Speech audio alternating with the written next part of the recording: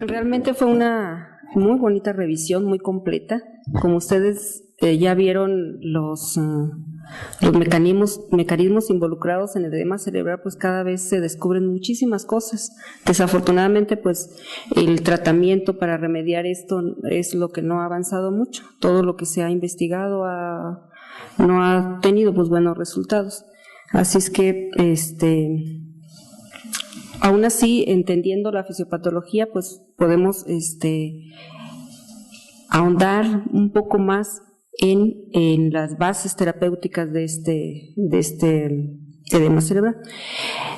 Yo creo que dejamos las preguntas para el final de las 3 pláticas y vamos a iniciar con los escenarios clínicos. Bueno, mientras ponen la siguiente presentación, bueno, los invito a que respiren profundo, a que se muevan un poquito para que no caigamos en un poquito de ensoñación. Bien, su servidora la encuentran en el Hospital Juárez de México o en el Instituto Nacional de Neurología y Neurocirugía.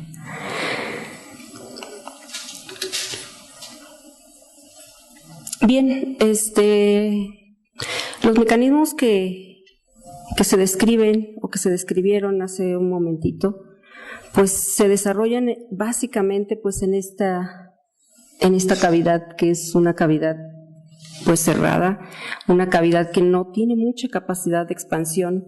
De ahí viene pues mucho de la sintomatología que se presenta en el edema cerebral, donde no tenemos ni el tiempo ni la capacidad para eventos tan acelerados. Y bien, las causas de edema cerebral pues son muy variadas.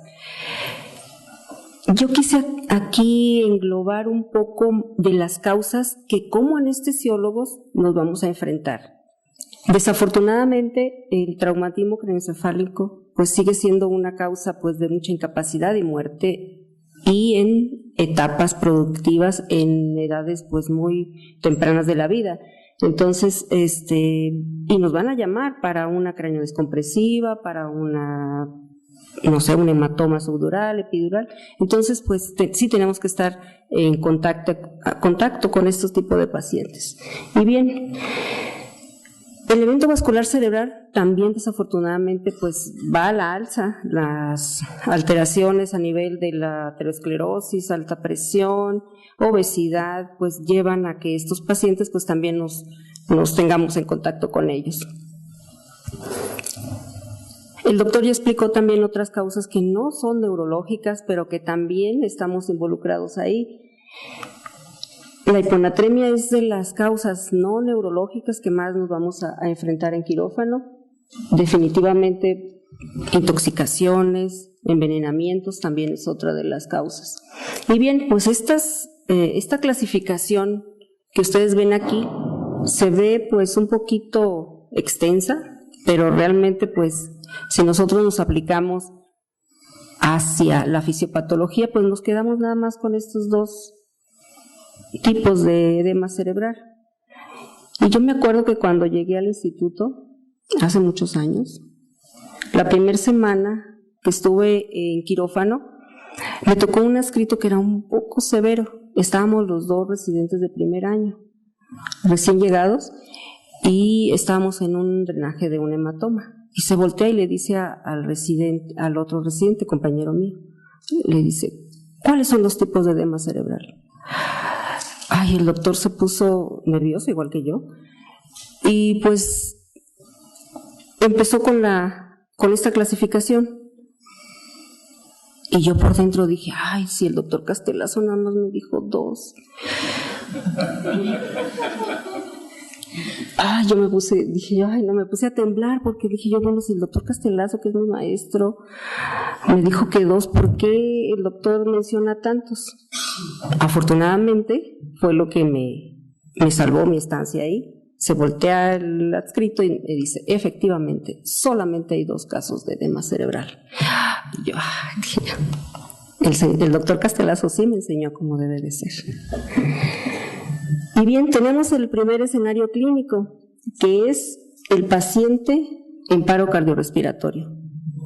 Desafortunadamente, pues no queremos que sea ese escenario, pero la realidad es que nos vamos a enfrentar a un paro cardiorrespiratorio. Obviamente, pues vamos a tener edema cerebral.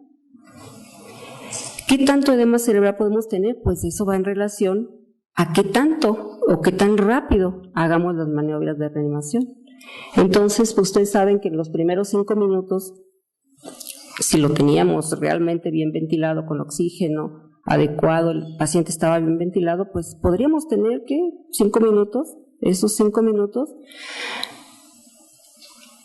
seguros, pues va a depender de muchas otras patologías, pero realmente pasados esos 5 minutos debemos de estar pensando en qué grado de edema cerebral puede tener este paciente.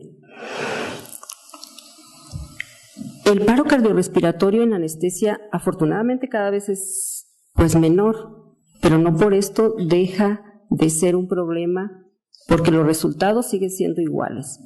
El paro cardiorrespiratorio lleva a que aproximadamente 80% de los pacientes no retornen a su vida anterior normal y solamente, exagerando mucho, el 10% regresa a ser lo que antes fue.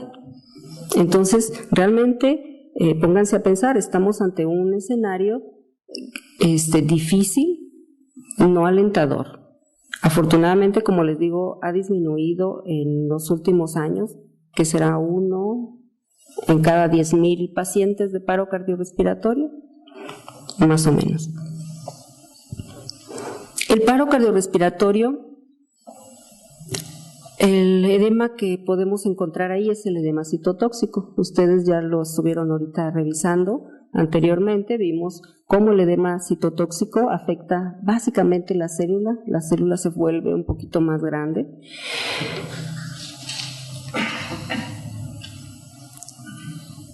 Y pues son varias las causas. No voy a entrar mucho a las causas porque ya las vimos. ¿Y cómo lo vamos a ver nosotros en una tomografía?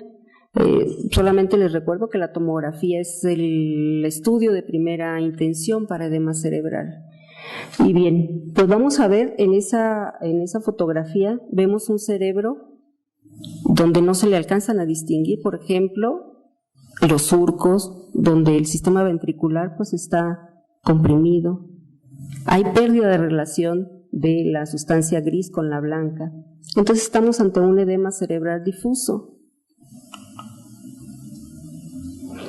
Si a ese mismo paciente nosotros posteriormente les hiciéramos unas técnicas especiales donde viéramos el flujo sanguíneo cerebral, pues viéramos alteraciones ya en el flujo, en el metabolismo, donde encontramos esa área donde está afectada realmente, pero encontramos un edema perilesional.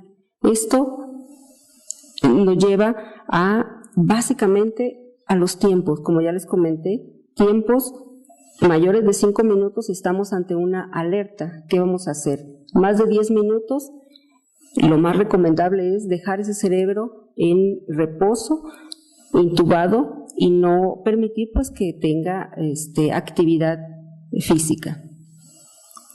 El escenario 2 es un paciente con traumatismo craneoencefálico. El traumatismo craneoencefálico nos va a dar mucha variedad de tipos de patologías.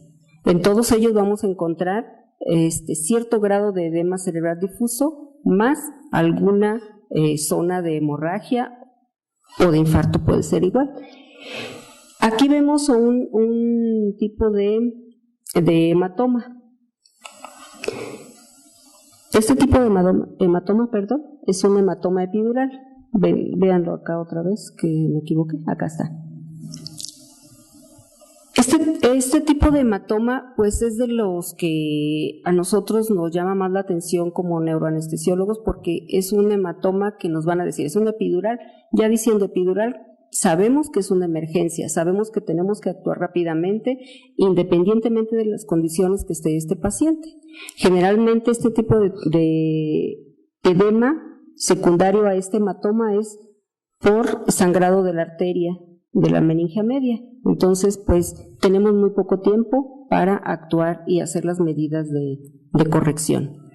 El siguiente hematoma, que es el hematoma subdural, bueno, hay agudo y crónico, pero básicamente nos interesa que este tipo de hematoma no es una emergencia de córrele y mete al paciente como esté. Este tipo de edema cerebral también, o de hematoma cerebral, pues está ligado a condiciones crónicas como etilismo, como, no sé, los que tienen alguna actividad física donde involucra golpes en la cabeza, boxeadores y todo eso, donde poco a poco se va formando un hematoma. Entonces, lo más importante aquí es optimizar al paciente antes de córrele y mete al paciente a un drenaje de este tipo de hematoma. Y bien, pues tenemos otra patología aquí en el traumatismo craneoencefálico, que es la lesión axonal difusa. Este tipo de edema que genera es básicamente por hipoxia muy severa, muy profunda.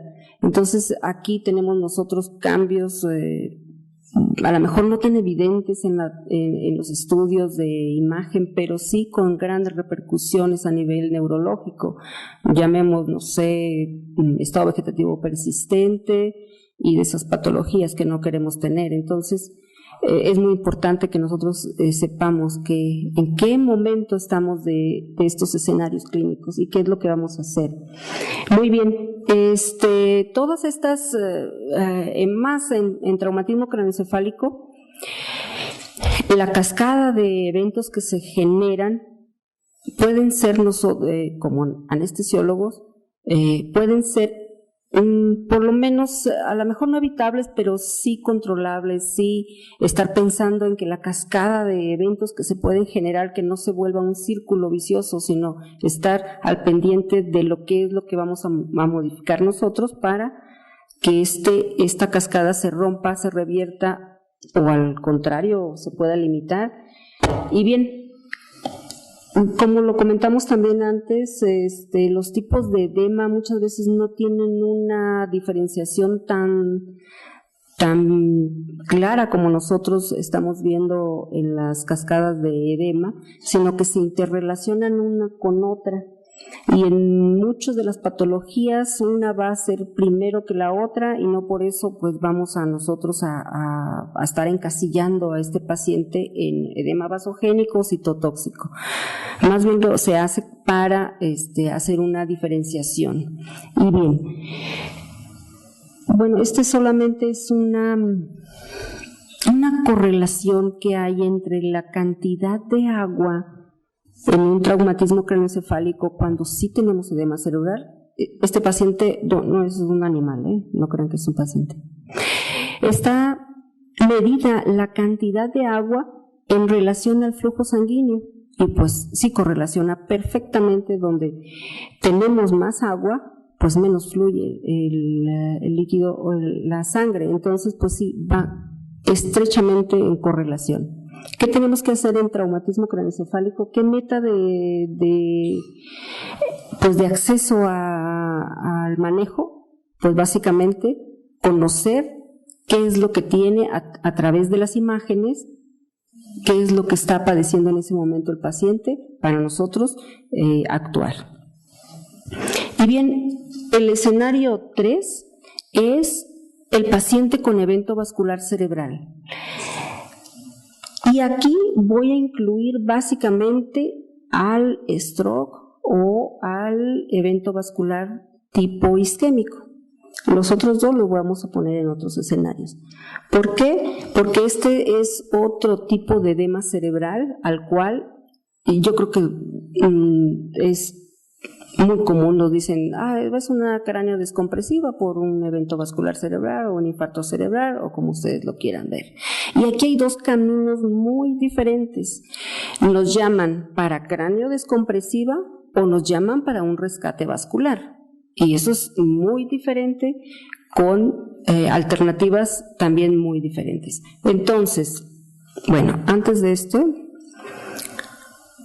como les digo, la ventana que tenemos nosotros para una y para otra es muy diferente. Si nos llaman para un rescate vascular, quiere decir que nos vamos a ir a hemodinamia, vamos a trabajar con stent, con inhibidores de los coágulos y todo eso, y ahí tenemos una ventana muy cortita, estamos hablando de 4 horas.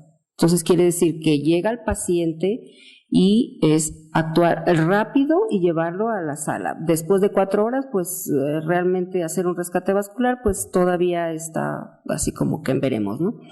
La craneodescompresiva, la vamos a ver un poquito más adelante, pero la craneodescompresiva tenemos un tiempo todavía más que estamos hablando de 24 horas. También va a llegar el neurocirujano después de 2 días. Es una craneodescompresiva, rápido, hay que meterlo. Pues tampoco, ¿verdad? Entonces eso es muy importante que ustedes sepamos qué tipo de tratamiento o cuáles son los fármacos que nosotros vamos a emplear dependiendo de estos 2 escenarios. Y bueno, ese es el edema cerebral clásico que vemos. Está bien hinchado. El cirujano es el primero que nos dice, ¿verdad? Y realmente pues aquí tenemos el edema clásico de una craneectomía descompresiva por un evento vascular cerebral donde toda la arteria cerebral media de ese lado está ocluida. Vean ustedes la ausencia de los surcos, pues tampoco se ven. Si le quitáramos un poquito de esa de sangre, viéramos que se ve pálido y muchas veces ya sin pulso. Muy bien, entonces pues lo que va de la craneodescompresiva, también hay otros preguntas que nosotros nos tenemos que hacer. Primero, ¿ese paciente realmente es necesario que entre a un trauma quirúrgico? Si ya tenemos prácticamente toda la arteria cerebral media tomada. Bueno, ahí pues van de la mano los criterios quirúrgicos que también nosotros debemos de conocerlos. Es muy importante que nosotros sepamos con qué agilidad, con qué prestancia vamos a manejar este paciente. Y bien, pues así en términos muy generales, porque hay mucha controversia. Hablar de craneectomía en infarto cerebral es como hablar, no sé, del aborto o algo así, donde hay muchas pros y contras. Pero básicamente tiene que ser un paciente entre 70 y 75 años como máximo. Como ya les comentaba, 24 horas más o menos, que su Glasgow de ingreso sea entre 7 y 10 más o menos, y que el volumen pues sea entre 35 y 85 mililitros más o menos. Entonces pues juntar esos criterios pues sí, muchas veces es complicado, ¿no? Y bien, hay vean ustedes, vean la cantidad de edema cerebral que se genera ahí, y bien puede llegar el neurocirujano y decirte ya, rápido, porque ve las imágenes. Ustedes tienen que aplicar todo lo que ya sabemos. Aquí vemos también cómo se ocluye el vaso y cómo es el camino. Ustedes están viendo aquí cómo se interrelacionan los dos tipos de edema, como le estaba diciendo. Es una línea muy delgada entre uno y otro tipo de edema. Bien, perdónenme, pero esto siempre se me pasa. Y bien, el otro escenario es un paciente con una tumoración cerebral. Como neuroanestesiólogos, pues es el pan de cada día. Pero contrariamente no es nuestro manejo de edema cerebral el que aplicamos día con día. No es el neurocirujano si quisiera que aplicáramos manejo antiedema en todos los tumores, pero realmente no.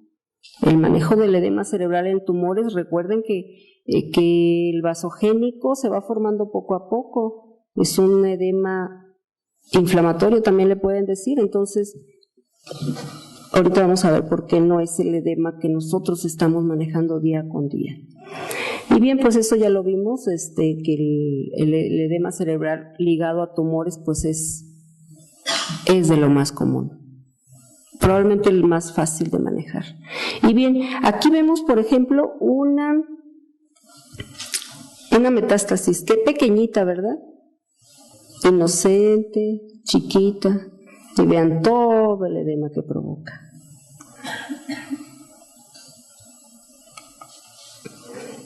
Estos son otros ejemplos. Aquí vemos otro. Aquí no es tan pequeña la lesión y se confunde realmente cuánto es de tumor y cuánto es de edema cerebral. Estos son glioblastomas multiformes. Y acá vemos otros. Estos son meningiomas. Ustedes dirán, ¿por qué los meningiomas tienen edema cerebral? Sí, pues está ligado a daño, a isquemia, y el meningioma, pues, tentativamente nos dice que es una lesión benigna, pero muchos meningiomas tienen muchísimo edema cerebral. Ustedes ven aquí, este es un meningioma, y vean tanto edema cerebral.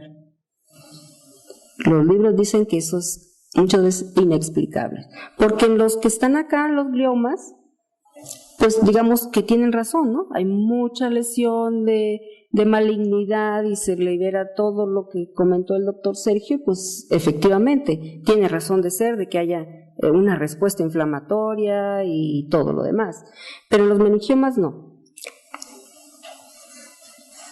Y bien, ¿por qué les comento yo de que a lo mejor es el más común, pero el que no tratamos más comúnmente? Porque muchas veces ustedes ven este tipo de lesión, pues están pegadas a la corteza, la mayoría de las veces. Solo basta que el cirujano haga su craniectomía y empiece la resección. Pero ¿qué pasa cuando el cirujano abre y todavía, por ejemplo, no abre la dura? Pues el cerebro está a mucha tensión, el cerebro está a punto de explotar. ¿Y qué dice el cirujano? Está muy hinchado. Pero realmente nosotros tenemos que valorar muy bien. El edema cerebral, el tratamiento debe de ser un evento que también tiene sus efectos, no nada más ponle hipertónicas y ya, vámonos. No, nosotros debemos valorar muy bien dónde está el tumor, qué tipo de edema cerebral está ocasionando, hacia dónde se está desplazando ese edema cerebral. Eso es muy importante. Entonces, si nosotros le decimos al cirujano, ¿sabes qué? Dame la oportunidad de ver cómo se va portando y en el camino vamos haciendo los ajustes necesarios. Entonces, eso pasa con los tumores. Si este tumor estuviera hacia los ganglios basales, a las estructuras más internas, pues es otra cosa, ¿verdad? Pero aquí no vamos a hacer un manejo agresivo ni tempranamente. Muy bien, entonces, miren, vea, esta me gustó mucho, esta fotografía, porque estamos comparando en tomografía los dos tipos de edema, el edema citotóxico y el vasogénico. Y vean ustedes qué diferencia es, a pesar de que, los dos más o menos conservan la línea media, pero vean las características, este es difuso, no tiene, pues así como digamos, se pierde. El edema vasogénico no, hace como unas digitaciones, esas como, así como que se infiltra un poco diferente. Entonces, a grandes rasgos, pues vean que es muy marcada la diferencia. Muy bien, el escenario 5 es un paciente con una hemorragia cerebral, pero esta es una hemorragia cerebral espontánea, digamos lo que nadie le pegó, no se cayó, nada. Aquí es una hemorragia y vamos a ver la hemorragia, la subaracnoidea, pues que es ocasionada por los aneurismas, una MAB o algo así, y la intraparenquimatosa, pues relacionada generalmente a hipertensión o fragilidad, no sé, vascular o algo así. Y bien, aquí yo creo que es cuando más nosotros tenemos injerencia en el manejo del edema cerebral. ¿Y por qué? Bueno, aquí nosotros tenemos tanto que sea por una malformación arteriovenosa o un aneurisma, tenemos hemorragia subaracnoidea. Y aquí lo vamos a ver en una tomografía, cómo es que hace la hemorragia subaracnoidea, y esta hemorragia también irrumpe hacia los ventrículos. Obviamente, si nosotros vamos a meterlo a un clipaje de aneurisma, pues vamos a encontrar ese cerebro súper edematoso. Es cuando nosotros somos muy, muy severos en nuestro manejo anestésico en relación al edema cerebral. Recuerden que el polígono de Willis está en la profundidad del cerebro. Para que el cirujano a esta altura llegue hasta el centro del cerebro, pues se necesita mucha manipulación, o de plano cortarle parte del cerebro, pues que es lo que no queremos, ¿no? Obviamente. Entonces sí, el manejo cerebral es muy agresivo.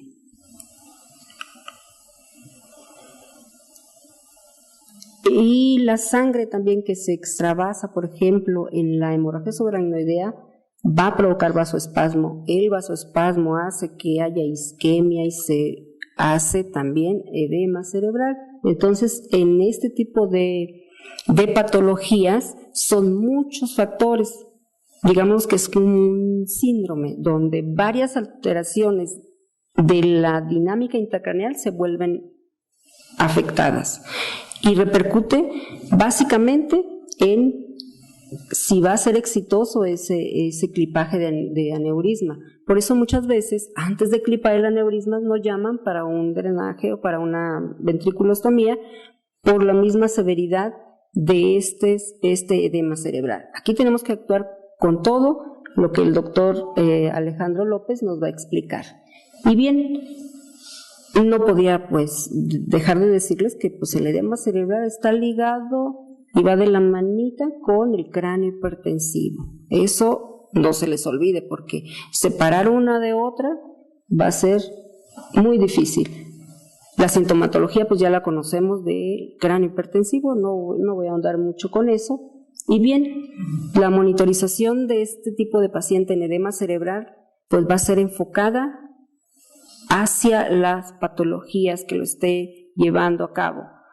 Una de las más recomendadas por el stroke, o bueno, por la organización pues que estudia todas estas patologías a nivel de repercusión cerebral, que es la Asociación Americana del Corazón, ligado al paro cardiorrespiratorio, ligado al trauma craneoencefálico, pues lo más recomendable es la monitorización estrecha de la PIC. Sigue siendo igual controvertida, no es tan fácil tenerla en todos los medios. Buscamos otras alternativas que son, no sé, oximetría cerebral, electroencefalografía, pues que nos reflejan un poquito de la actividad dinámica del cerebro. Y bien, como les estaba diciendo, los escenarios clínicos que involucran a todas estas patologías pues son muy interesantes. Yo no me quise meter nada de tratamiento para dejarle al doctor que nos explique básicamente todo esto. Y bien, la evaluación junto con un buen diagnóstico y hacer las cosas rápido pues nos van a llevar a un buen éxito de esta patología, que es el edema cerebral. Y bueno, les agradezco su atención y los dejo con el doctor Alejandro López. Gracias.